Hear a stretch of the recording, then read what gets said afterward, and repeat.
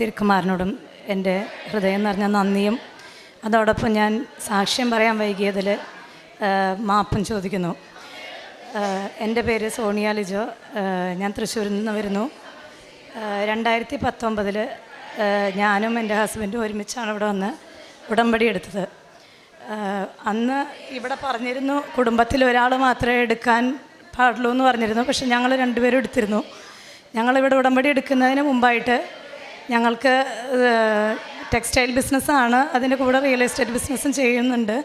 അപ്പോൾ പല സ്ഥലങ്ങളും വിൽക്കുകയും വാങ്ങിക്കുകയൊക്കെ ചെയ്തുകൊണ്ടിരിക്കുന്ന ഒരു സമയത്ത് വിറ്റ് പോകും എന്നുള്ളൊരു ധാരണയിൽ ഹൈവേയിൽ ഞങ്ങളൊരു 10 സെൻറ്റ് സ്ഥലം ടെക്സ്റ്റൈൽ ഷോപ്പ് നടത്തുന്നതിന് വേണ്ടിയിട്ട് മേടിച്ചിരുന്നു. അത് മേടിക്കുന്നതിന് തൊട്ട് മുമ്പ് വരെ പലതും ഇപ്പം നടക്കുമെന്നുള്ള രീതിയിൽ സ്ഥലം വിറ്റ് പോകുമെന്നുള്ള രീതിയിൽ നിന്നിരുന്നത് നമ്മളെടുത്തതിന് ശേഷം അത് നടന്നില്ല. അപ്പോൾ നമുക്ക് ഒരു വലിയ എമൗണ്ട് ലോൺ എടുക്കേണ്ടി വന്നു. ആ ലോൺ വിചാരിക്കുന്നത് പോലെ ഞങ്ങൾക്ക് അടയ്ക്കാൻ പറ്റാതെ വന്ന് ഞങ്ങൾ അതിൽ കിടന്ന് ബുദ്ധിമുട്ടിക്കൊണ്ടിരിക്കുമ്പോഴാണ് ഞങ്ങളിവിടെ വന്ന് ഉടമ്പടി എടുക്കുന്നത്. ഉടമ്പടി എടുത്ത ആദ്യത്തെ ഒരാഴ്ച ഞാൻ കൃത്യമായിട്ട് ഞങ്ങൾ രണ്ടാളും കൃത്യമായിട്ട് എല്ലാ കാര്യങ്ങളും ചെയ്തിരുന്നു. പിന്നെ അത് കഴിഞ്ഞപ്പോൾ കുറേശ്ശെ കുറഞ്ഞു വന്നു. ഞങ്ങൾക്ക് പുറത്തേക്ക് പോയി കാര്യങ്ങൾ രാവിലെ ഞങ്ങൾ ഷോപ്പിൽ കയറിയാൽ രാത്രി 9 വരെ അവിടെയാണ്. അപ്പോൾ ഞങ്ങൾക്ക് പുറത്തിറങ്ങിപ്പോയി ഒരു കാര്യവും ചെയ്യാൻ ഞങ്ങൾക്ക് അന്ന് സാധിക്കുമായിരുന്നില്ല. എങ്കിലും മെഡിക്കൽ കോളേജിൽ പേഷ്യൻസിനെ കാണാൻ പോവും, അവരുടെ തൈലം തൊട്ട് പ്രാർത്ഥിക്കും, പത്രം കൊടുക്കും. പിന്നെ ഈ സ്ഥലങ്ങളിലെല്ലാം ഞങ്ങൾക്ക് വിൽക്കാനുണ്ടായിരുന്ന എല്ലാ സ്ഥലങ്ങളിലും വിൽക്കാനായിട്ടിട്ടിരുന്ന ഒരു വീട് വേറെയുണ്ട് താമസിക്കുന്നത്, കൂടാതെ അവിടെയും ഉപ്പിട്ട് പ്രാർത്ഥിച്ചിട്ടുണ്ടായിരുന്നു. ഒരു 3 മാസമായിട്ടും ഞങ്ങൾക്കൊന്നും നടക്കാതെ വന്നപ്പോൾ ഞങ്ങളത് പതുക്കെ ഉഴപ്പി തുടങ്ങി. എനിക്ക് തോന്നിയിരുന്നത് എനിക്കതിനുള്ള യോഗ്യതയില്ല, ആ ഉടമ്പടി കൃത്യമായിട്ട് മുന്നോട്ട് കൊണ്ടുപോകാനുള്ള കൃപയില്ല. അങ്ങനെയാണ് ഞാൻ വിചാരിച്ചിരുന്നത്. ഹസ്ബൻഡിൻ്റെ ഇടയിൽ ഇവിടെ വന്ന് പുതുക്കുകയും ചെയ്തു. അത് 2019 എടുത്തിട്ട് പിന്നെ ഞങ്ങൾ ആ ഒരു 3 മാസം കഴിഞ്ഞപ്പോൾ പിന്നെ ഞങ്ങൾ സ്ലോലി അതിൽ പ്രാർത്ഥനയൊക്കെ വിട്ട് സാധാരണ രീതിയിലായി. എങ്കിലും ആത്മീയമായിട്ട് ഒരുപാട് വളരാൻ സാധിച്ചെന്ന് പറഞ്ഞു കഴിഞ്ഞാൽ ഞാൻ ആ ഉടമ്പടിയിൽ നിയോഗം വെച്ചിരുന്നതിൽ 5 ആത്മീയ കാര്യങ്ങളും ഒരു കാര്യം മാത്രമേ ഈ ലോണിൻ്റെ കാര്യം എഴുതി വെച്ചിരുന്നുള്ളൂ. പക്ഷേ 19 എടുത്ത ഉടമ്പടി ഉഴപ്പിപ്പോയെങ്കിലും 21 കോവിഡ് വന്നിട്ട് ലോക്ക്ഡൗണായി എല്ലാ ഓഫീസുകളും ഗവൺമെൻറ് ഓഫീസസ് എല്ലാം അടച്ച് കൊണ്ടിരിക്കുന്ന ഒരു സമയത്ത്, ആരും പുറത്തിറങ്ങാതാത്ത ഒരു സമയത്ത് ഞങ്ങൾക്ക് ജനുവരി മുതൽ മാർച്ച് വരെ നടന്നില്ല എന്ന് പറഞ്ഞുകൊണ്ടിരുന്ന ഒരു വലിയ സ്ഥലത്തിൻ്റെ ബിസിനസ്, ഒരു വലിയൊരു എമൗണ്ടിൻ്റെ ഒരു സ്ഥല വിൽപ്പന ആ സമയത്ത് നടന്നു. അതായത് നാളെ തൊട്ട് ആരും പുറത്തിറങ്ങരുതെന്ന് പറയുമ്പോൾ അതിൻ്റെ തലേ ദിവസമായിട്ട് ഞങ്ങൾക്കിത് നടക്കുകയും ചെയ്തു. ഞങ്ങളുടെ അക്കൗണ്ടിലേക്ക് വലിയൊരു എമൗണ്ട് വരികയും ചെയ്തു. ഞങ്ങളുടെ ലോൺ എമൗണ്ട് അങ്ങനെ പകുതിയായി കുറഞ്ഞു. പക്ഷേ അതൊന്നും ഉടമ്പടി മൂലമാണ് നടന്നതെന്നുള്ളൊരു ഓർമ്മ പോലും വരുന്നുണ്ടായിരുന്നില്ല. അത് ഇപ്പോൾ 2024 മെയ് തൊട്ട് ഞാൻ വീണ്ടും അമ്മയുടെ സാക്ഷ്യങ്ങളും ഇവിടുത്തെ ധ്യാനങ്ങളുമൊക്കെ കാണാൻ തുടങ്ങിയതിന് ശേഷം ഉള്ളിൽ പലരുടെയും കാര്യങ്ങൾ 2 വർഷത്തിന് ശേഷം നടന്നതെന്നൊക്കെ പറയുമ്പോൾ എൻ്റെ വിചാരം 3 മാസത്തിനുള്ളിൽ തന്നെ നടക്കുമില്ലെങ്കിൽ നമുക്ക് നടക്കില്ല, പുതുക്കണം, പിന്നെയും ഇങ്ങനെ പോകണം, അതൊന്നും തുടരാൻ പറ്റില്ല എന്നുള്ളതുകൊണ്ട് എടുത്തില്ല. പക്ഷേ ഇത്രയും വർഷം കഴിഞ്ഞും ആൾക്കാർക്ക് കൊടുക്കുന്നുണ്ട്, ദൈവം നന്മ ചെയ്ത് കൊടുക്കുന്നുണ്ട്, അനുഗ്രഹങ്ങൾ കൊടുക്കുന്നുണ്ടെന്നൊക്കെ തിരിച്ചറിഞ്ഞപ്പോൾ ഞാനിത് ഇവിടെ ഒന്ന് സാക്ഷ്യം പറയേണ്ടതാണല്ലോ എന്ന് എനിക്കൊരു തിരിച്ചറിവ് ഒരു കുർബാനയുടെ ഇടയിലാണ് എനിക്ക് തന്നത്. അപ്പോൾ അന്ന് ഞാൻ തീരുമാനിച്ചു ഇവിടെ വന്ന് പറയുന്നു. പക്ഷേ ഈ 2024 മെയ് തൊട്ട് ഞാൻ ഇവിടെ വരാൻ ശ്രമിക്കുമ്പോഴൊന്നും എനിക്ക് വരാനുള്ള കാര്യങ്ങൾ ഒരുങ്ങി കിട്ടിയിരുന്നില്ല, പലതരത്തിലും തടസ്സങ്ങളായിട്ട്. അപ്പോൾ ഞാൻ ഓർത്തു, അമ്മയ്ക്ക് ഞാനിവിടെ വരണതിൽ താല്പര്യമില്ല, ഞാനിനി എന്ത് ചെയ്യും, ഇവിടെ വരണമെന്ന് അമ്മ ആഗ്രഹിക്കുമ്പോഴേ ഞാനിനി ഇവിടെ വരുള്ളൂ, അങ്ങനെയാണ് ഞാൻ ചിന്തിച്ചിരുന്നത്. പക്ഷേ മിനിഞ്ഞാന്ന് എനിക്ക് കുർബാനയുടെ ഇടയിൽ ഈ തിരിച്ചറിവ് വന്നേ പിന്നെ എനിക്കിങ്ങോട്ട് പോരാനുള്ള എല്ലാ കാര്യങ്ങളും അമ്മ ഒരുക്കി തന്നു. അങ്ങനെ അതുകൊണ്ട് ഇവിടെ ഇപ്പോൾ വന്ന് സാക്ഷ്യം വരാൻ കാരണം. പിന്നെ ഇത് കൂടാതെ ഒരുപാട് അനുഗ്രഹങ്ങൾ, ആത്മീയമായിട്ടുള്ള ഒരുപാട് അനുഗ്രഹങ്ങൾ, ഈശോയെ അനുഭവിക്കാനുള്ള ഒരുപാട് അവസരങ്ങൾ നല്ല സഹനത്തോടൊപ്പം എനിക്ക് അനുഭവിക്കാൻ സാധിച്ചിട്ടുണ്ട്. സഹനങ്ങളില്ലാതെ ഈശോനെ അനുഭവിക്കാൻ എളുപ്പമല്ല എന്നുള്ളത് ഞാനന്ന് തിരിച്ചറിഞ്ഞു. അന്ന് സഹനങ്ങൾ ഉണ്ടെങ്കിലും ഈശോനെ അനുഭവിക്കുന്നതിൻ്റെ ഒരു സന്തോഷം അത് വേറെ ആർക്കും പറഞ്ഞാലും മനസ്സിലാവില്ല, അനുഭവിച്ചറിഞ്ഞാൽ തന്നെ തിരിച്ചറിയുള്ളൂ. ഞാൻ അതുകൊണ്ട് അധികം ആരോടും അങ്ങനെ ഇങ്ങനത്തെ അനുഭവങ്ങൾ ഷെയർ ചെയ്തിട്ടുണ്ടായിരുന്നില്ല. പിന്നെ അത് കഴിഞ്ഞൊരു വർഷം, ഈ മാർച്ചിൽ, അതിന് മുന്നത്തെ വർഷം മാർച്ചിൽ എനിക്ക് പനിയായിട്ടാണ് തുടങ്ങിയത്. പക്ഷേ കുറേ നാളായിട്ടും ഈ അസുഖം കണ്ടുപിടിക്കാൻ പറ്റാതെ പല ഡോക്ടേഴ്സിൻ്റെ അടുത്തും ഞാൻ മാറി മാറി നടന്നു. അങ്ങനെ എൻ്റെ അസുഖം പറയുമ്പോൾ എല്ലാവർക്കും ഒരു തമാശ പോലെയാണ്. തൊണ്ടയിൽ എനിക്ക് നിറച്ച് ബ്ലിസ്റ്റേഴ്സ് ഉണ്ടെന്ന് എനിക്ക് ടോർച്ചടിച്ച് നോക്കിയാൽ കാണാം, പക്ഷേ ഒരു ഡോക്ടറിനും കാണുന്നില്ല. അങ്ങനെ വന്നപ്പോൾ ഞാൻ എൻ്റെ അമ്മയോട് സങ്കടമായിട്ട് പറഞ്ഞു, ആർക്കും എൻ്റെ വേദന മനസ്സിലാവണില്ലല്ലോ, ഡോക്ടേഴ്സിന് ഇപ്പോൾ ഒരു തമാശ പോലെയായി, അതൊക്കെ തോന്നലാന്നൊക്കെ പറയാൻ തുടങ്ങി.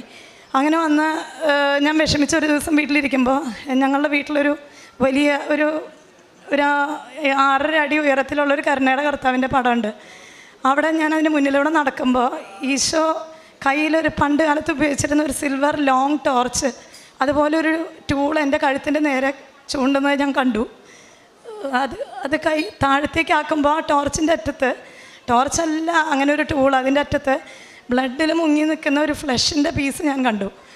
അപ്പോൾ ഞാൻ ഈശോ എനിക്ക് എന്തോ ചെയ്ത് തന്നിട്ടുണ്ടെന്ന് ഞാൻ മനസ്സിലാക്കി. പക്ഷേ അവിടെ നിന്ന് അങ്ങോട്ട് ഓരോ ദിവസം കഴിയുന്നോറും ഇത് കണ്ടു കഴിഞ്ഞിട്ടും എനിക്ക് വേദനയും പനിയും ഒക്കെ കൂടുന്നതല്ലാണ്ട്, അസുഖം കൂടി കാണിക്കുന്നതല്ലാണ്ട് മാറുന്നൊന്നുമില്ല. എങ്കിലും ഞാൻ ആ കണ്ട കാഴ്ച ഉറച്ച് വിശ്വസിച്ചു. അങ്ങനെ തൃശ്ശൂരിൽ ക്യാൻസറിൻ്റെ ഫേമസ് ആയിട്ടുള്ള അമല ഹോസ്പിറ്റലിൽ ഒരു ഡോക്ടറിനെ കാണാൻ, അത് ഒരു കസിൻ ഡോക്ടർ ആയതുകൊണ്ട് ENT അവിടെ പോയി കാണാമെന്ന് വിചാരിച്ച് അവിടെ പോയി കണ്ടപ്പോൾ അവർ പറഞ്ഞു, തൈറോയിഡ് ടെസ്റ്റിൽ ചെറിയ വേരിയേഷൻ ഉണ്ടെങ്കിലും മരുന്നൊന്നും കഴിക്കേണ്ട ആവശ്യമില്ല, മരുന്ന് ഇതുവരെയായിട്ടും കഴിച്ച് തുടങ്ങിയിട്ടില്ലെങ്കിൽ ഒരു എൻഡോക്രൈനോളജിസ്റ്റിനെ കണ്ടിട്ട് കഴിച്ചു തുടങ്ങിയാൽ മതിയെന്ന് പറഞ്ഞു. അപ്പോൾ അവർ എന്നെ റെഫർ ചെയ്ത് ഞങ്ങൾ അവിടെ തന്നെയുള്ള എൻഡോക്രൈനോളജിസ്റ്റിനെ കണ്ടപ്പോൾ അവരോടനെ സ്കാനിങ്ങിന് പറഞ്ഞു. സ്കാൻ ചെയ്തുകൊണ്ടിരിക്കുമ്പോൾ എനിക്കാകെ ആ സ്കാനിങ് മെഷീൻ മുഖത്തേക്ക് ഇങ്ങനെ അടുത്തടുത്ത് വരുന്തോറും എനിക്ക് മരണവെപ്രാളം പോലെ തോന്നി തുടങ്ങി. ശ്വാസം കിട്ടാത്ത പോലെ, അത് മുന്നിൽ വരുന്ന മെഷീനെ തട്ടിത്തെറിപ്പിക്കാനായിട്ട് എനിക്കൊന്നും പറ്റണില്ലല്ലോ എന്നുള്ള പോലത്തെ ഒരു ഭയങ്കര വെപ്രാളം ഫീൽ ചെയ്യുമ്പോൾ എൻ്റെ ഉള്ളിൽ എനിക്ക് കേൾക്കാം, ഞാൻ നിൻ്റെ വലതുഭാഗത്തുണ്ട്. അത് പറഞ്ഞതും ഞാൻ റൈറ്റ് സൈഡിലേക്ക് തിരിയുമ്പോൾ ഒരു ഡോക്ടേഴ്സ് ഇടുന്ന, സർജറിക്ക് മുമ്പ് ഇടുന്ന ഒരു യൂണിഫോം പോലത്തെ ഒരു ബ്ലൂ ഷെയ്ഡിലുള്ളൊരു ഡ്രസ്സ് ഇട്ട് ഈശോനെ ഞാൻ എൻ്റെ വലത്ത് വശത്ത് കണ്ടു. അത് കഴിഞ്ഞപ്പോൾ എനിക്ക് ഈശോനെ കണ്ടപ്പോൾ പിന്നെ എനിക്ക് ധൈര്യമായിരുന്നു അവിടെ കിടക്കാനായിട്ട്. അവർക്ക് ആദ്യം ഒരു പ്രാവശ്യം സ്കാൻ ചെയ്തെങ്കിലും അവർക്ക് പിന്നീടും എന്തോ ഡൗട്ട് തോന്നിയിട്ട് ഒന്നും കൂടി ചെയ്യണമെന്ന് പറഞ്ഞു. ചെയ്ത് കഴിഞ്ഞ് ഞാൻ പുറത്തേക്ക് വന്നിരുന്നു കഴിഞ്ഞപ്പോൾ അതുവരെ ആ സ്കാനിങ് റൂമിൽ കണ്ടിട്ടില്ലാത്ത ഒരു ഡോക്ടർ വന്നിട്ട് എൻ്റെ അടുത്ത് എന്നെ പുറകിൽ നിന്ന് പേര് വിളിച്ചു. ഞാൻ തിരിഞ്ഞ് നോക്കുമ്പോൾ ഡോക്ടർ ചോദിച്ചു, നിങ്ങളുടെ സർജറി കഴിഞ്ഞതല്ലേ എന്ന് ചോദിച്ചു, ചെയ്തിട്ടുള്ളതല്ലേ എന്ന് ചോദിച്ചു. അപ്പം ഞാൻ ഇനി ചെയ്യണമെന്നാണോ പറയണേ, എൻ്റെ വെപ്രാളം കൊണ്ട് ഞാൻ അങ്ങനെയാണ് കേൾക്കുന്നതെന്ന് ഓർത്തിട്ട് ഞാൻ എന്താ പറഞ്ഞതെന്ന് വീണ്ടും ഞാൻ ചോദിച്ചു. അപ്പോൾ ഡോക്ടർ പറഞ്ഞു, നിങ്ങളുടെ സർജറി ചെയ്തിട്ടുള്ളതല്ലേ മുമ്പ്?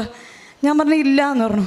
ഇല്ല എന്ന് പറഞ്ഞ് ഞാൻ തിരിഞ്ഞ് നടക്കുമ്പോൾ എൻ്റെ ഉള്ളിൽ ഈശോ ചെയ്ത ആ കാഴ്ച വീണ്ടും ഓർമ്മിപ്പിച്ച് തന്നു. ഇത് കഴിഞ്ഞ് 4 ദിവസം കഴിഞ്ഞിട്ട് എനിക്ക് റിപ്പോർട്ട് കിട്ടണത്. കണ്ട കാഴ്ച എൻ്റെ മനസ്സിലുണ്ടെങ്കിലും ഈശോ കൂടെ ഉണ്ടെന്നുള്ള ബോധ്യം ഉണ്ടെങ്കിലും എൻ്റെ പേടി വിട്ടു മാറുന്നില്ല. അങ്ങനെ വന്നപ്പോൾ ഞാനിതിന് മുമ്പ് ഈ അവസ്ഥയിൽ പ്രാർത്ഥിക്കാൻ ഒരു കസിനെ വിളിച്ചിട്ടുണ്ടായിരുന്നു. അവരെന്നോട് പറഞ്ഞു കുമ്പസാരിക്കണം എന്ന് പറഞ്ഞു. കുമ്പസാരിക്കാനായിട്ട് ഞാൻ ഓർക്കണത് വ്യാഴാഴ്ച ടെസ്റ്റ് കഴിഞ്ഞ് സ്കാനിങ് കഴിഞ്ഞ് തിരിച്ച് വന്നിട്ട് ഒരു ഞായർ വൈകുന്നേരം ആയപ്പോഴത്തേക്കും തീരെ കഴുത്തനക്കാൻ പറ്റാത്ത പോലെ വളരെ മോശമായി.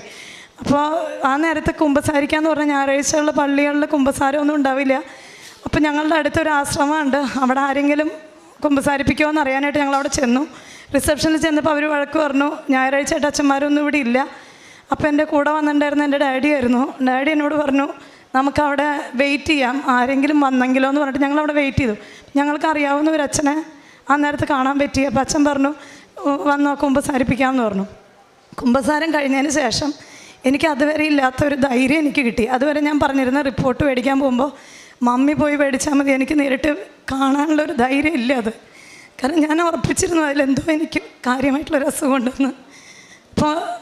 പക്ഷേ തിങ്കളാഴ്ച ഞാൻ മേടിക്കാൻ ചെല്ലുമ്പോൾ ഞാൻ മമ്മിയോട് പറഞ്ഞു, മമ്മി പറയണ്ട, ഞാൻ തന്നെത്താൻ പോയിട്ട് അത് മേടിച്ചോളാം എന്ന് പറഞ്ഞു. ഞാൻ കിട്ടിയ വഴിക്ക് പ്രാർത്ഥിച്ചിട്ടൊന്ന് തുറന്ന് നോക്കിയപ്പോൾ എവിടെയോ ഞാൻ നില്ലെന്ന് കണ്ടു. ആ ഒരു ഉറപ്പുമ്പോൾ ബാക്കി ഒന്നും നോക്കാൻ നിന്നില്ല. ഞാൻ എൻഡോക്രൈനോളജിസ്റ്റിൻ്റെ അടുത്തേക്ക് കൊണ്ട് റിപ്പോർട്ട് കാണിച്ചു. അവർ പറഞ്ഞു, എനിക്ക് ഒരു അസുഖവും ഇല്ല, ഉണ്ട്, തൈറോയ്ഡ് ഗ്ലാൻഡിന് ഇൻഫെക്ഷൻ മാത്രമേ ഉള്ളൂ, അപ്പോൾ ഒരു 3 മാസത്തോളം മരുന്ന് കഴിച്ചാൽ നിങ്ങളുടെ അസുഖം മാറുമെന്ന് പറഞ്ഞു. പിന്നെ ഞാൻ അതിന് ശേഷം ആ ദിവസങ്ങളിൽ നന്നായി പ്രാർത്ഥിക്കുമായിരുന്നു. പക്ഷെ ഉടമ്പടി എടുത്ത സമയങ്ങളിൽ 1/2 മണിക്കൂർ ബൈബിൾ വായനയും രാവിലെയുള്ള പ്രത്യക്ഷീകരണവും വൈകുന്നേരം കുടുംബ പ്രാർത്ഥനകൾ ഞങ്ങൾ മുമ്പ് മുടങ്ങുമായിരുന്നു. പക്ഷേ ഉടമ്പടി എടുത്തതിന് ശേഷം മുടങ്ങാണ്ടൊക്കെ ചെയ്തിരുന്നു 3 മാസത്തോളം. അത് കഴിഞ്ഞിട്ട് കുടുംബ പ്രാർത്ഥന മുടങ്ങാറില്ലെങ്കിലും ഇവിടുത്തെ ഇതൊന്നും പാലിച്ചല്ല ജീവിച്ചത്. പക്ഷേ ഇന്ന് ഞാനിവിടെ വന്ന് പുതുക്കി, ഇനി ഇവിടെ നിന്ന് തുടർന്ന് അങ്ങോട്ട് മാതാവ് പറയുന്ന പോലെ എന്നാൽ ഞാൻ പറഞ്ഞിരിക്കുന്നത്, എൻ്റെ കൂടെ വരണം. അമ്മയ്ക്കും തിരുക്കുമാരനും കൂടാനോടി നന്ദി പറയുന്നു. ഏശയ്യാ പ്രവാചകൻ്റെ പുസ്തകം 40:12 തിരുവചനങ്ങൾ അരുളി ചെയ്യുന്നു: കൈക്കുമ്പിളിൽ ആഴികളെ അളക്കുകയും ആകാശവിശാലതയെ ചാണിലൊതുക്കുകയും ഭൂമിയിലെ പൊടിയെ അളവ് പാത്രത്തിൽ ഉൾക്കൊള്ളിക്കുകയും പർവ്വതങ്ങളുടെ ഭാരം വെള്ളിക്കോലിൽ നിശ്ചയിക്കുകയും കുന്നുകളെ തുലാസിൽ തൂക്കുകയും ചെയ്തവൻ ആര്? ഈ തിരുവചനം നാം ഇവിടെ പറയുമ്പോൾ ജീവിതത്തിലെ പ്രതിസന്ധികളിൽ ദൈവം നേരിട്ട് ഇടപെട്ട് എങ്ങനെ തനിക്ക് തൈറോയിഡ് ഗ്ലാൻഡ് ഇൻഫെക്ഷൻ അത് കണ്ടുപിടിക്കാനേ കഴിയുന്നില്ല, ഒരു ഡോക്ടേഴ്സിനും കണ്ടുപിടിക്കാൻ കഴിയുന്നില്ല. പക്ഷേ ഈ മകൾക്ക് അതിനോടനുബന്ധിച്ചിട്ടുള്ള എല്ലാ അസ്വസ്ഥതകളുമുണ്ട്. ആ ഒരു അസ്വസ്ഥതയിൽ നിൽക്കുമ്പോഴാണ് ഈ തിരുവചനം കൂടുതൽ അർത്ഥപൂർണമാകുന്നത്. ഇതെല്ലാം ചെയ്യുവാൻ ശക്തനായവൻ, മനുഷ്യർക്ക് കണ്ടുപിടിക്കാൻ സാധിക്കാത്തത് കണ്ടുപിടിക്കുന്നവൻ, അതിനുവേണ്ടി നമ്മെ ആ അവസ്ഥയിലും നമ്മുടെ കൂടെ നിൽക്കുന്നവൻ, അത് കർത്താവല്ലാതെ മറ്റാരാണ്? ഈ മകൾക്ക് ഡോക്ടേഴ്സിൻ്റെ അടുത്ത് പോകുമ്പോൾ അവർക്ക് തമാശയായിരുന്നു. അവർ നിനക്കൊരു കുഴപ്പവുമില്ല എന്ന് പറയും. എന്നാൽ തനിക്ക് തൻ്റെ ത്രോട്ടിനുള്ള ഇൻഫെക്ഷനും അതുമൂലമുണ്ടാകുന്ന അസ്വസ്ഥതകളുമൊക്കെ ആയിട്ട് വർഷങ്ങളായിട്ട് ഇങ്ങനെ നടക്കുന്നു. പിന്നീട് എങ്ങനെയാണ് ഈ മകൾക്ക് ഈശോ തന്നെ ഒരു വെളിപ്പെടുത്തി ഈ മകൾക്ക് കൊടുക്കുന്നത്? അതാണ് നാം ഇപ്പോൾ കേട്ടത്. അങ്ങനെ തൻ്റെ തൊണ്ടയിൽ നിന്ന് ഒരു ലംബ്, അതായത് രക്തത്തിൽ മുങ്ങിയ ഒരു ലംബ് എടുത്തു മാറ്റുന്നതാണ്, ഒരു മാംസകഷ്ണം അതെടുത്തു മാറ്റുന്നതാണ് ഈ മകൾ കാണുന്നത്. ഇതൊക്കെ കേൾക്കുമ്പോൾ തീർച്ചയായും ചോദ്യങ്ങൾ പലതും മനസ്സിൽ ഉയരാം. ഇങ്ങനെയൊക്കെ നടക്കുമോ എന്ന്. എന്നാൽ ഈ മകൾ ഇവിടെ പറഞ്ഞു, എനിക്ക് ഒത്തിരിയേറെ ദൈവാനുഭവങ്ങൾ ഉണ്ടായിട്ടുണ്ട്, ഞാനതൊന്നും ആരോടും പറഞ്ഞില്ല, ആരും അതൊന്നും വിശ്വസിക്കില്ല, അതുകൊണ്ട് ഞാൻ പറഞ്ഞില്ല. എന്നാൽ എൻ്റെ ഉടമ്പടിയിൽ ഞാൻ വെച്ചത് 5 കാര്യങ്ങളും ആത്മീയമായിട്ട് എന്നെയും കുടുംബത്തെയും വളർത്തണം. ഒരു കാര്യം മാത്രമേ ഞാൻ വെച്ചുള്ളൂ, അത് ഞങ്ങളുടെ ഒരു വസ്തു വിറ്റു പോകുന്ന കാര്യം. ഉടമ്പടി പിന്നീട് ഇവർ നന്നായിട്ടൊന്നും ചെയ്തില്ല, അതും ഇവിടെ ഏറ്റു പറഞ്ഞു. എന്നാൽ തങ്ങളുടെ ആ ഒരു വസ്തു വിറ്റ് തങ്ങൾ വാങ്ങിച്ച ആ കടയിൽ നിന്ന് അത് പിന്നീട് ഇവർക്കതൊരു തലവേദനയായി മാറുമ്പോഴാണ് ഇതിൻ്റെ കാരണം എന്ത് എന്നുള്ളത് വീണ്ടും റീതിങ്ക് ചെയ്യുവാൻ, വീണ്ടും ഉള്ളിലുള്ള സ്വരമാണ് ഈ മകൾക്ക് വീണ്ടും അനുഗ്രഹമായി തൻ്റെ മുമ്പിലൂടെ വരുന്നത്. അങ്ങനെ ഈ മകൾ പറയുകയാണ്, ഞാൻ സാക്ഷ്യം പറയുമെന്ന് പറഞ്ഞ് 3 ദിവസം 3 ദിവസം കൊണ്ട് ഈ മകൾക്ക് തൻ്റെ ജീവിതത്തിൽ തനിക്ക് അതുവരെയും ഇവിടെ വരാൻ പോലും തനിക്ക് സാധിക്കുന്നുണ്ടായിരുന്നില്ല. എന്തൊക്കെയോ തടസ്സങ്ങൾ, വരാനേ പറ്റുന്നില്ല. പൈസ ഇല്ലാഞ്ഞിട്ടല്ല, എന്നാൽ വരാൻ സാധിക്കുന്നില്ല. ആ ഒരു തടസ്സമൊക്കെ മാറി ഇവിടെ വന്ന് ഈ സാക്ഷ്യം പറയാമെന്ന് പറയുകയും അതോടുകൂടി തൻ്റെ തടസ്സങ്ങളൊക്കെ മാറി ഇവിടെ വന്ന് നിന്ന് സാക്ഷ്യം പറയുകയാണ്. അപ്പോൾ കർത്താവ് ജീവിക്കുന്നവനായി ഇന്ന് നമ്മുടെ കൂടെ ചരിക്കുന്നുണ്ട്. അമ്മ ജീവനോടെ പ്രത്യക്ഷപ്പെട്ട അൾത്താരയാണിത്. ഇവിടെ സംഭവിക്കാത്തതൊന്നുമില്ല. അനുഭവ സാക്ഷ്യങ്ങളാണ് നമുക്ക് ഓരോ ദിവസവും ജീവനുള്ള ജീവിക്കുന്ന സാക്ഷ്യങ്ങളാണ് നമ്മുടെ മുൻപിൽ പറഞ്ഞുകൊണ്ടിരിക്കുന്നത്. അങ്ങനെ തങ്ങൾക്കൊരിക്കലും നടക്കാൻ സാധിക്കാതിരുന്ന തങ്ങളുടെ വസ്തു വിൽപ്പന, അതും കൊറോണ ഏറ്റവും മൂർധന്യാവസ്ഥയിൽ നിൽക്കുമ്പോൾ തന്നെ ഏറ്റവും നല്ല വിലയ്ക്ക് തന്നെ തങ്ങൾക്കത് വിറ്റു പോകുവാൻ കഴിയുന്നു. നാളുകളായിട്ട് നടക്കാതിരുന്ന കാര്യമാണത്. പിന്നീട് അങ്ങോട്ട് കൃപകൾ ദൈവം തരുമ്പോൾ ആ കൃപകൾ നമുക്ക് ലഭിക്കുമ്പോൾ അതിനുള്ള ഒരു ബോധ്യവും നമുക്ക് വേണം. ആ ബോധ്യത്തിൻ്റെ അളവ് കുറഞ്ഞതാണ് പിന്നീടുണ്ടാകുന്ന ഓരോ തടസ്സങ്ങൾക്ക് കാരണം. എന്നാൽ ഇന്നിവിടെ ഈ മകൾ പറഞ്ഞു, ഞാൻ എൻ്റെ ഉടമ്പടി പുതുക്കി, ഇനി എൻ്റെ ജീവിതം മുഴുവനും തമ്പുരാനിൽ ഉറച്ചു നിന്നുകൊണ്ടുള്ള ഒരു ജീവിതമായിരിക്കും. അത് പറഞ്ഞ് ഈശോയ്ക്ക് വാക്കുകൊടുത്ത് ഇവിടെ നിന്ന് ഇറങ്ങിപ്പോകുമ്പോൾ വീണ്ടും കൃപകൾ നിറയാനുള്ള പാത്രങ്ങളായിട്ടാണ് നാം ഇറങ്ങിപ്പോവുക. നമുക്ക് ആരെങ്കിലുമൊക്കെ ഉടമ്പടിയിൽ ഉഴപ്പിയിട്ടുണ്ടെങ്കിൽ, അല്ലെങ്കിൽ സാക്ഷ്യം പറയാൻ മടി കാണിക്കുന്നുണ്ടെങ്കിൽ, നമുക്ക് ഇതൊക്കെ ഒരു അനുഭവങ്ങളാകട്ടെ. നമുക്ക് കരങ്ങളടിച്ച് ഈശോയ്ക്കും അമ്മയ്ക്കും നന്ദി